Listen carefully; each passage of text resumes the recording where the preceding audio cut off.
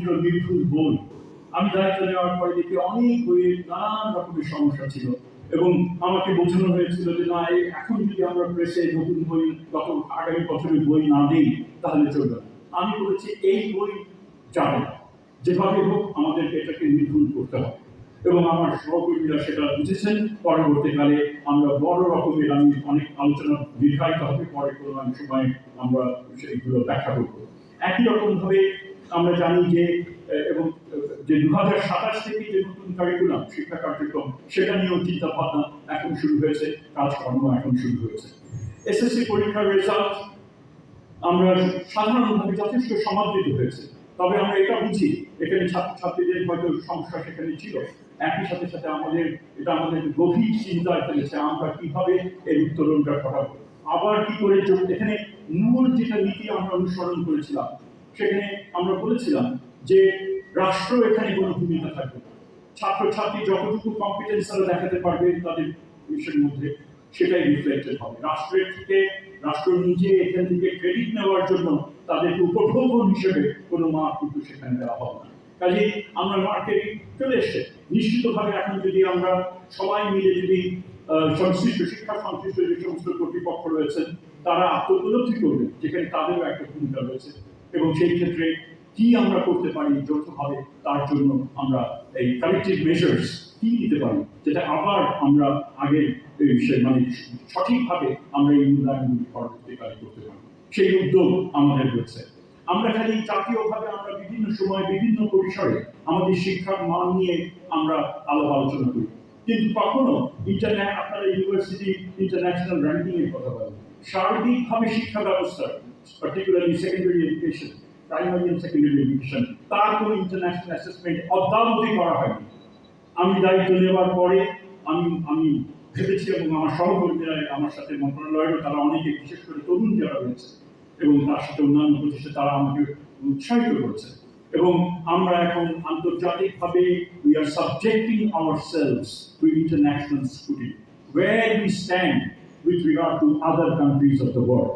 কাজে আন্তর্জাতিকভাবে র্যাঙ্কিং তার জন্য টিমস বলে একটা আছে, তাদের সাথে আমরা যারা ক্লাস 4 এবং ক্লাস 8 এটাকে তারা অডিট করে তারা শিক্ষার প্রতিষ্ঠানগুলোতে তারা ভিজিট করবে, ছাত্রছাত্রীদের শিক্ষকদের সাথে তারা কথা বলবে, এগুলোর উপরে ভিত্তি করে আন্তর্জাতিকভাবে তারা করে থাকে এভরি 4 ইয়ার্স। 2027 সালে এটা পরেরটা হবে, তার অন্তর্ভুক্তির জন্য উই আর অ্যাপ্লাইং এবং আমি ওভারহেলমিং আমি এন্ডোর্সমেন্ট আমাদের মন্ত্রণালয়ের যারা আছেন তারা করেছেন। স্যার, আমরা হয়তো সবচেয়ে নিচে থাকবো, তবুও আমরা জানবো আমরা নিচে আছি এবং তারা সবচেয়ে বড় এখানে লাভ, তারা আমাদেরকে জানাবে কোন ভাবে আমরা কিভাবে আমরা উন্নতি ঘটাতে পারি, সেই মতো দিকগুলি আসবে এবং এটা খুব একটা দায় সাপেক্ষ ব্যাপার নয়। আমরা দেখেছি জাতীয়ভাবে আমরা যে বিভিন্ন সময় যত টাকা খরচ করি তার থেকে মোটামুটি কম খরচ করবে এই আন্তর্জাতিক স্কুটিনি করার জন্য। কাজেই দিস ইজ সামথিং আমরা চাই শিক্ষার মান যেন বাড়ে। Government is committed to increase the quality of enhance the quality of education.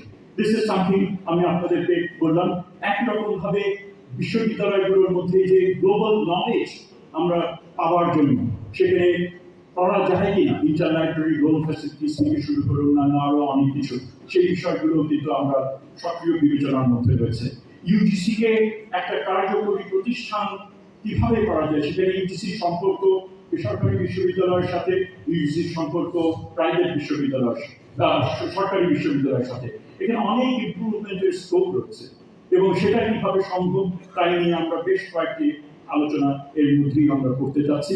আমরা মনে করি সেটা এই হায়ার এডুকেশন যে মানে গভর্নেন্স এর বড় রকমের একটা পরিবর্তন আনা দরকার এবং তার কাজ এখন এখানে শুরু হয়েছে।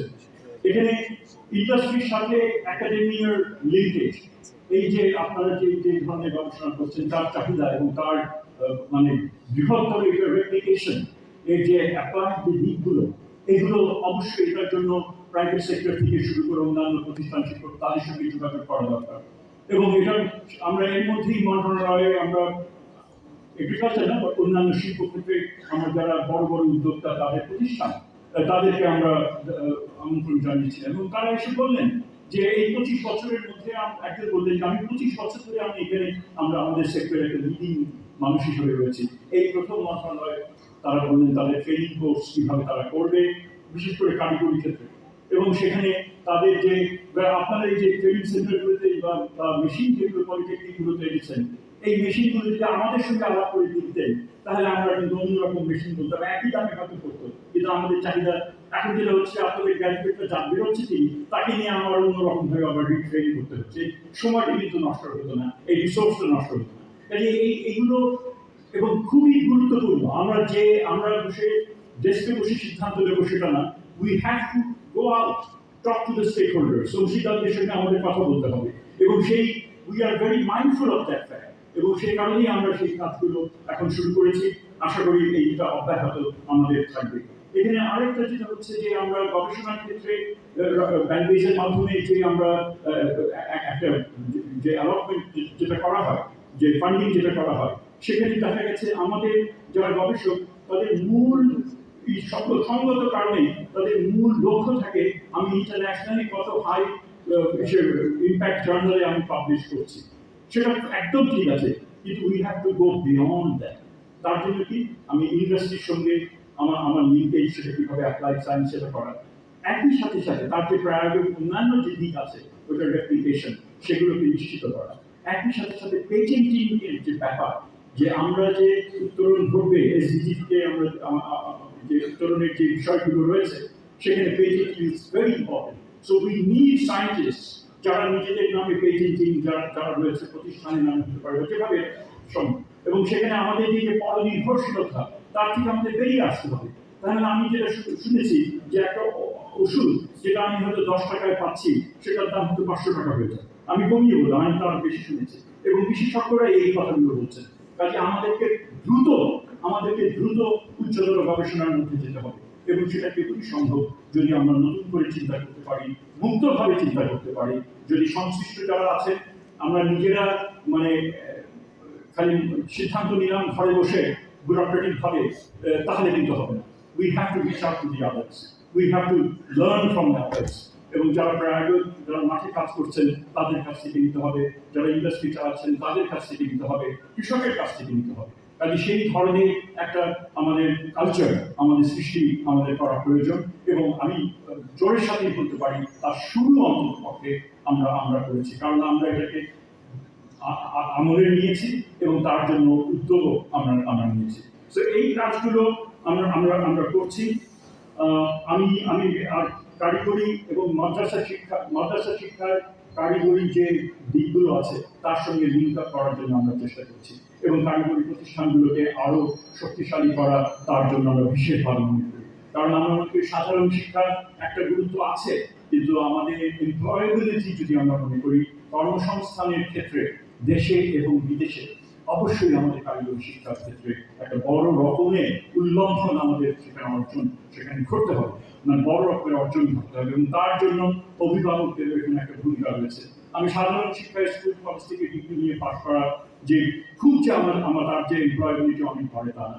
এখন যেটা দেখা যাচ্ছে যে কারিগরি শিক্ষা সম্পন্ন যদি হয় তাহলে তার সুযোগগুলো সেদিকে হয়। কাজে এটাকে নিজ চোখে না দেখে এটাকে একটা প্রপার স্টিমে প্রপার রেকগনিশন কিন্তু সমাজের দিক থেকে আসতে হবে। এখানে রাষ্ট্র বলল কারিগরি শিক্ষা গ্রহণ করো, এটা খুব দূর এগুলো না, এখানে সমাজ থেকে এই চাহিদা সৃষ্টি করতে হবে। পৃথিবীর অনেক আজকে যদি বড় বড় দেশ যেগুলো অনেক সাকসেসফুলি তারা গ্র্যাজুয়েট করেছে দরিদ্র থেকে, জাপান, জার্মানি, অন্যান্য অনেক দেশ, সমস্ত দেশগুলোতে ভীষণ ভীষণ রকম ভাবে তারা ইনভেস্ট করেছে কারিগরি শিক্ষার ক্ষেত্রে। কাজে সেটাও আমাদের বিবেচনা নিতে হবে। সেই বিষয়গুলো হলো অনেক গুরুগম্ভীর কথা হলো, আমি আর এখানে ফার্দার আমি এই ক্ষেত্রে সময় নিব না। আমি খালি আজকে যারা গ্র্যাজুয়েট যারা করছে সেটা হচ্ছে আমি তোমাদের প্রতি আমার কিছু আমার দু চারটার কথা আমাদের রয়েছে। তোমরা বিদ্যালয় থেকে এখন বিশ্ববিদ্যালয়ে চলে আসছো, মানে তোমাদের নতুন এক জীবনে, তোমাদের জীবনের নতুন এক অধ্যায়ে তোমরা এখন উন্নীত হয়েছে। এখানে কিন্তু বাবা মার যে কনস্ট্যান্ট একটা দেখাশোনা দেখভালের মধ্যে তোমরা কিন্তু থাকছো না, অনেক স্বাধীনতা এখানে তোমরা পাচ্ছ। কাজে তোমাদের কেন সেটা পাচ্ছ? কারণ তোমাদের বয়স, তোমরা এমন একটা যাত্রায় জীবনযাত্রায় এমন একটা পর্যায়ে এসছো you deserve to have your own world. এবং সেটার জন্য বিশ্ববিদ্যালয় এখানে একটা বড় রকমের ভূমিকা পালন করবে। এবং সেই ক্ষেত্রে একটা উন্নত মানুষ, যেটা পিতা মাতার you owe it to your parents, যে সবসময় তারা চেয়েছে আমি একটা ভালো মানুষ, আমি পড়াশোনায় ভালো করি, আমি মানুষ হিসেবে অন্যের সাথে আমি ঠিক মতো ব্যবহার করবো। এই যে যে মূল্যবোধগুলো, এই মূল্যবোধগুলো কিন্তু এখন প্রমাণের সময় এসছে। That because you will be interacting with many others. তোমার শিক্ষক, তোমার বিশ্ববিদ্যালয়ের সহপাঠী, বাইরের জগতে তোমার অন্যান্য অনেকের সাথে তোমাদের ইন্টারঅ্যাক্ট করতে হবে। কাজেই সেখানে তোমার নিজেকে অনেক এখানে ধৈর্যশীল একটা রুচিবান মানুষ তোমার নিজেকে পরিণত করতে হবে। আমি যা ভাবলাম তাই করে ফেললাম তা না। আমি যাই ভাবলাম সেটা দুবার করে ভাবি যে এই কাজটা আমার করা ঠিক হবে। আমি যদি এই কথাটা বলি, এই কাজটা যদি করি, তাহলে এর ইম্প্যাক্টটা কি দাঁড়াবে, আমার একটু ভেবে চিন্তা করতে হবে। ইটস নট এখন আর সেই সময় না ইচ্ছা হলো আমি করলাম, সেটা বাবা মার সাথে করা যায়, প্রচুর লিবার্টি পাওয়া যায়, but in the wider world it has its own consequences. So you really have to think যে, এবং সে কারণেই তুমি বিশ্ববিদ্যালয়ে এসছো। এবং it is very very important এখানে সহনশীলতা, তার একটা বড় সহমর্মিতা খুব বড় রকমের এখানে একটা ভূমিকা রয়েছে। এখানে সবচেয়ে বড় কথা হচ্ছে পেশি শক্তি দিয়ে নাও, যুক্তির বলে তুমি যেন প্রতিপক্ষকে পরাভূত করতে পারো, এটা হচ্ছে সবচেয়ে গুরুত্বপূর্ণ বিষয়। আনফর্চুনেটলি আমাদের জাতীয় রাজনীতি, আমাদের ছাত্র রাজনীতি, বিশ্ববিদ্যালয় যেটাকে অনেকাংশে মানে সমস্যার সৃষ্টি করেছে, এগুলো এই জিনিসগুলোকে খুব একটা গুরুত্ব দেয় না। আমরা মনে করি এই নতুন বাংলাদেশে তোমরা ইউ উইল রিথিঙ্ক যে তোমরা কিভাবে নিজেদেরকে পরিচালনা, এই যে বিশ্ববিদ্যালয়ে এসে অবশ্যই তোমাদের রাজনৈতিক থাকতে পারে, সেটা কোনো অসুবিধা নেই, সকলে সেই রাজনৈতিক একটা চিন্তা ভাবনা থাকে। আমি বলছি না তোমরা রাজনীতি করো, নট এট অল, কিন্তু সেই রাজনীতি করবে তোমার শর্তে। রাজনৈতিক দলগুলো যেন তোমাদের পরিচালিত করতে না পারে। তোমরা দলগুলো, সেটা রাজনৈতিক হতে পারে, সেটা ছাত্র সংগঠন হতে পারে, ক্লাব হতে পারে, কোনো সংগঠন তোমাদেরকে যেন একদম ফর গ্রান্টেড ধরে না নেয়। তোমরা যেন নিজের বুদ্ধি বিবেক বিবেচনা দিয়ে সেই সংগঠনগুলোকে পরিচালনা করতে পারো। You have to take ownership of the organisation, that is the basic meaning.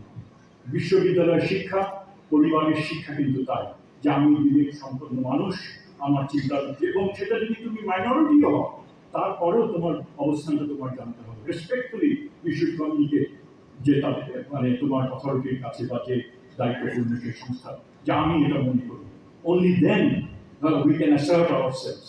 এবং সেটাই হচ্ছে একটা উন্নত মানুষের, একটা সংবেদনশীল মানুষ, একটা দায়িত্বপূর্ণ মানুষ, একটা মানুষ যে বিশ্বাস করে যে তার জীবনের উপরে তার একটা নিয়ন্ত্রণ রয়েছে, যে অন্যের কথায় চলে, তার জীবন কিন্তু তার নিজের নিয়ন্ত্রণে নাই, it is under someone else's control.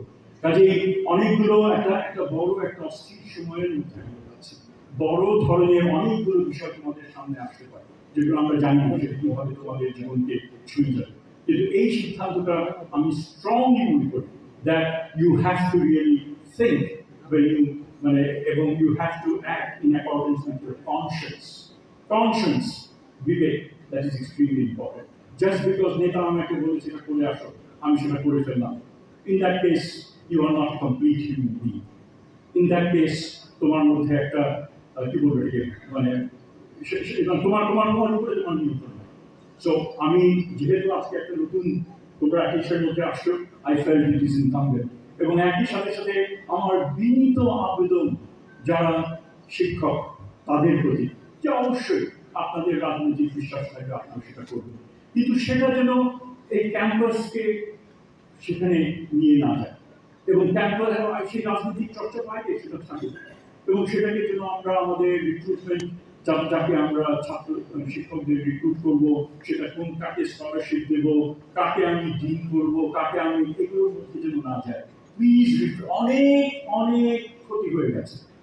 Let us all act responsibly. এবং এই আদর্শটা যদি আপনারা ছাত্রদের সামনে রাখতে পারেন, আমার মনে হয় অনেকটাই আমাদের যে সমস্যা যেগুলো ছিল শিক্ষাক্ষেত্রে, সেই সমস্যার অনেকটা হলেও খুব দ্রুত আমরা এই উন্নতি উত্তরণ আমরা আমরা আমরা আমরা ঘটাতে পারবো। এখানে কথা এসছে যে র্যাগিং, হয়রানি, এবং ভাইস চ্যান্সেলর বলছেন জিরো টলারেন্স, অ্যাবসলিউটলি। এবং ওই যে বললাম বিবেকবান মানুষ, সুন্দর মনের মানুষ, এই যে যেটা যেটা বললাম রুচিবান মানুষ, রুচিবান মানুষ কখনো ওই সমস্ত কর্মকাণ্ডে লিপ্ত হয়। রুচিবান মানুষ কখনো ড্রাগ অ্যান্ড সেগুলোর মধ্যে, যার যদি সমস্যা থাকে সেটা আরো দুজনের সঙ্গে শেয়ার করবে এবং সকলের দায়িত্ব হচ্ছে তাকে হেল্প করা, যে পরিত্রাণ করবে। একটা লোক যন্ত্রণার মধ্যে আছে, কষ্টের মধ্যে আছে, নানান বিশেষ করে একটা বয়সের একটা একটা তাড়না থাকে, একটা যুব সন্ধিক্ষণে তোমরা রয়েছে বয়সের ক্ষেত্রে, এবং পিতামাতার বাইরে তারা রয়েছে, সেখানে ইনস্টিটিউশনের একটা দায়িত্ব রয়েছে তাদের কাউন্সেলিং করা, সাইকোলজিক্যাল কাউন্সেলিং, এগুলোতে বন্ধু বান্ধবের একটা দায়িত্ব রয়েছে এই কাজগুলো করা।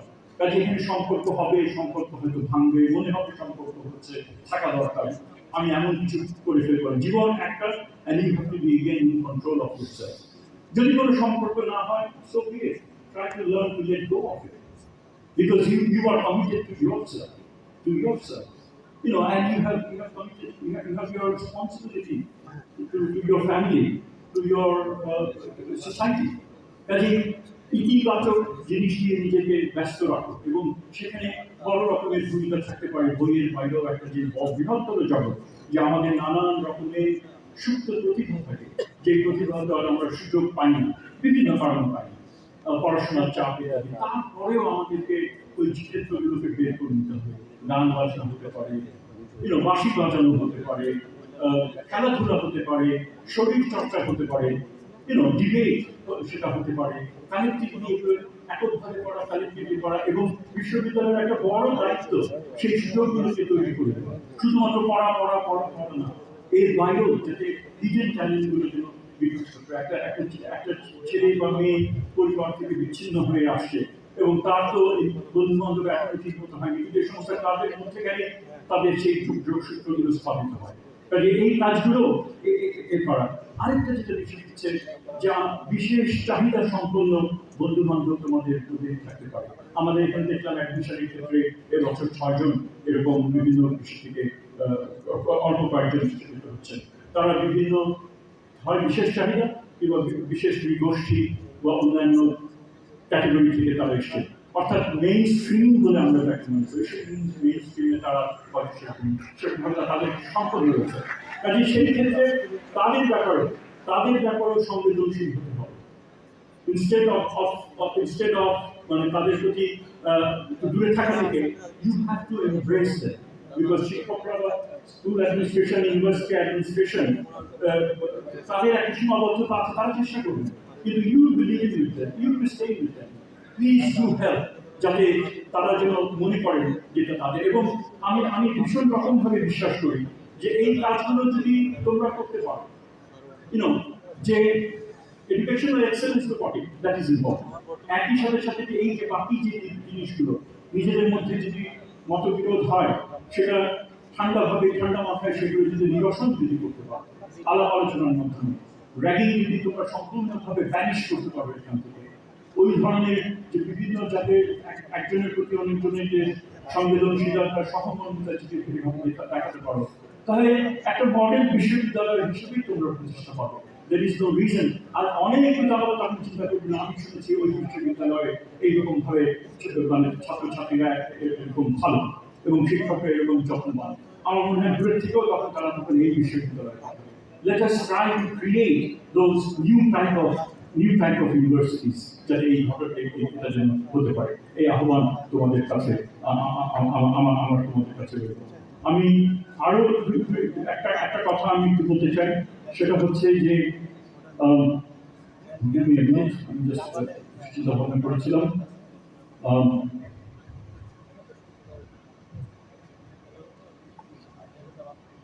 তোমাদের একটা দাবি এসেছিল, বড় রকমের দাবি, এবং সেটা অবশ্য ছাত্রছাত্রীরা সেটা করে নাই, সেটা অভিভাবক করেছেন। পরবর্তীকালে ডিভিশনাল কমিশনার রীতিমতো সেই আন্দোলনে যোগ দিয়ে তিনি জোরের সাথে বলেছেন, ছাত্রছাত্রীরা করে নাই, যারা নতুন এসছে তারা তো এটা তাদের জানার কথা না ওরকমভাবে, সুতরাং আমি সেটা বুঝি কেন তারা করেনি। তবে আমি এটুকু বলতে পারি যে অবশ্যই এটা যুক্তিসঙ্গত দাবি। অবশ্যই আমরা যখন এই দাবি উত্থাপন হয়েছে, আমি মিনিস্ট্রির সঙ্গে যোগাযোগ করেছি। আমি অন্য কোনো সভা সমাবেশে ফোন আমি ইজ নট মাই, আমি রেসপেক্টফুল টু দ্য অডিয়েন্স, আমি কখনো টেলিফোনের সময় কাটাই না, অনেকে যেটা করে। আমি তখন যোগাযোগ করে আমি নিশ্চিত হয়েছি যে তারা বলেছেন যে হ্যাঁ, কয়েক মাসের মধ্যেই 3 থেকে 4 মাসের মধ্যে আমরা কাজটা শুরু করতে পারবো, যেটা একটা অ্যাডিশনাল ফ্লোর, সেটা আমরা করতে পারবো। এখন প্রসেস, তবে তবে সরকারের থেকে আমি মোটামুটি ভাবে জানি যে যা বলা হয় অন্তত ওই পেসে সবসময় হয় না। কাজে আমি বলে যাচ্ছি, বাট ডেফিনেটলি আমার দিক থেকে যতটুকু এক্সপেক্ট করা ওই সময়ের মধ্যে যেন হয় তার চেষ্টা আমি করবো। এবং একই সাথে সাথে আরেকটা কথা যেটা বলি সেটা হচ্ছে যে ইনিশিয়াল অ্যাপ্রুভাল, ছাত্রী হোস্টেল 10 তলা আরেকটা ছাত্রী হোস্টেল এখানে হবার ইনিশিয়াল অ্যাপ্রুভাল হয়েছে। এটা প্ল্যানিং কমিশনে যাবে, কিছুদিনের মধ্যেই প্ল্যানিং কমিশনে যাবে। ওটা প্ল্যানিং কমিশনে, সেখানে প্ল্যানিং কমিশনে টেকনিকে যাবে, টেকনিকে সেখানে আমরা যখন আমাদের মন্ত্রণালয়ে সেখানে বিষয়গুলো আসে আমাদেরকে একটা সেখানে প্রেজেন্ট থাকতে হয়। আমি forcefully I will argue for the case, and there is no reason why we won't be able to sort of achieve it. We'll definitely will be able to achieve, you know, a বিষয়গুলো। তো সুতরাং আমি আর বক্তব্য বাড়াবো না। আমি যেটা commit করছি যে হবে, দুটোই হবে, খালি সময় একটু বিষয়, তবে উই আর মাইন্ডফুল যে সেটা যেন খুব বেশি সময় যেন না লাগে, কারণ যেহেতু ফর্মালি আমি কমিট করছি আমার নিজের বিশেষ স্বার্থে আমি এটাকে আমি করতে চেষ্টা করি। আমি বেশ কিছু কথা বললাম, আবার যারা নতুন যারা রয়েছে, যারা ভর্তি হলে তোমাদেরকে বলছি যে নতুন জীবনের চ্যালেঞ্জ তোমরা মোকাবেলা করছো এবং অবশ্যই তোমরা জয়ী হবে। পরে যেন তোমরা বলতে পারো যখন তোমরা সাকসেসফুল হবে, যখন জিজ্ঞেস করবে কেউ দেশে বা বিদেশে তুমি কোথা থেকে পড়াশোনা করেছো, তোমরা যখন এই প্রতিষ্ঠানের নাম বলবে তখন যেন তারা বুঝে যে আসলে একজন যোগ্য মানুষকে শুধুমাত্র তার জ্ঞানে বা তার কর্মদক্ষতার কারণে মানুষ হিসেবে that you have really sort of excelled. That is extremely important, and that is something এই প্রতিষ্ঠান তোমাদের কাছে দাবি করে, তার থেকে অনেক অনেক বেশি দাবি করে তোমাদের পেরেন্টস, কারণ অনেক ইনভেস্টমেন্ট, তাদের ইমোশনাল ইনভেস্টমেন্ট থেকে শুরু করে জীবনের অনেক কিছু তাদের তোমাদেরকে বড় করার জন্য কিভাবে তারা তোমাদেরকে লালন করেছেন সেটা কখনো তারা মুখে বলবেন না, but that is something you should take for granted, এবং সেটা অ্যাকনোলেজ করে you live up to their expectation. এটুকু বলে আমি শেষ করছি। Thank you very much.